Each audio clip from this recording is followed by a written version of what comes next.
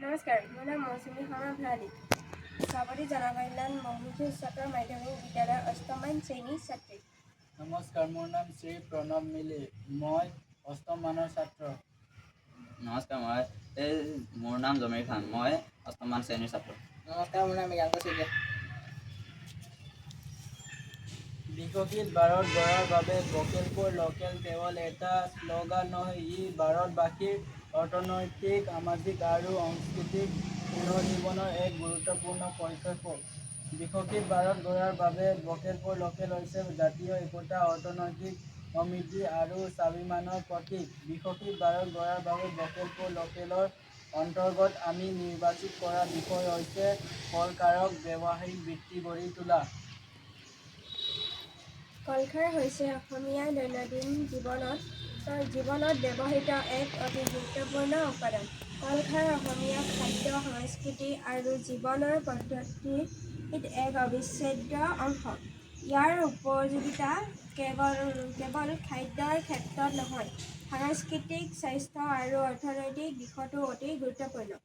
কলগছৰ পৰা তৈয়াৰ কৰা কলখাৰে অতীজৰ পৰা অসমীয়া খাদ্যক এক অনন্য গুৰুত্ব প্ৰদান কৰি আহিছে। খাদ্য হিচাপে ব্যৱহাৰ কৰাৰ উপৰিও কিছুমান গাঁৱত চেম্পু হিচাপে, পেটৰ বদহজম আৰু অম্লিকতা দূৰ কৰাত কলখাৰ এতিয়াও ব্যৱহৃত হৈ আহিছে।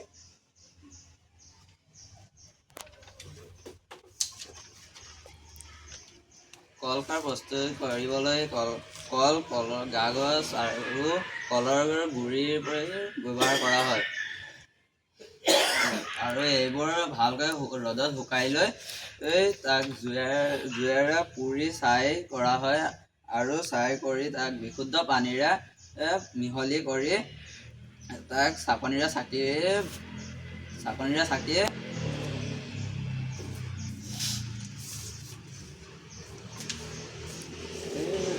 মিহলি কৰি কলখাৰ প্ৰস্তুত কৰা হয়। ভীমকলৰ পৰা উৎকৃষ্ট মানৰ খাৰ প্ৰস্তুত কৰিব পাৰি।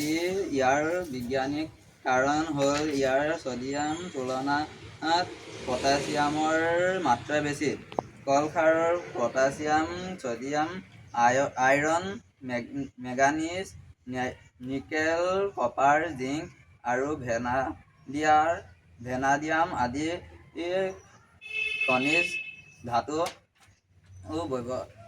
সমূহ পোৱা যায় আৰু এই আটাইবোৰ খনিজ ধাতু মানৱ দেহৰ প্ৰয়োজনীয়।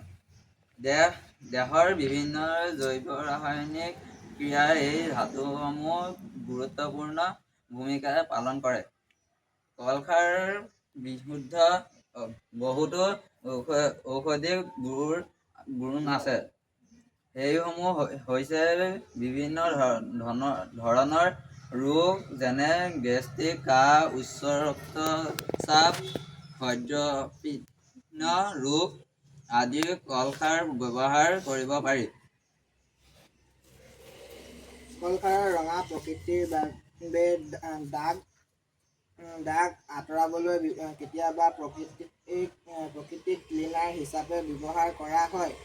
অসমীয়া সমাজত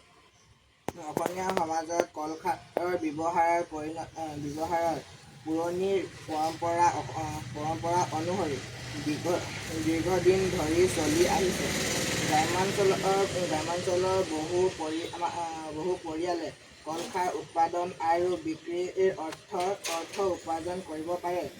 কলখাৰ যদি আমি ব্যৱসায়িক ভিত্তিত গঢ়ি তুলিব পাৰোঁ, তেতিয়া কলগছৰ চাহিদা বৃদ্ধি পাব আৰু কলগছৰ উৎপাদন বৃদ্ধি পাই স্থানীয় কুটিৰশিল্পৰ বিকাশ লাভ কৰিব আৰু গ্ৰাম্য অৰ্থনীতিৰ বিকাশ সাধনত সহায় হ'ব।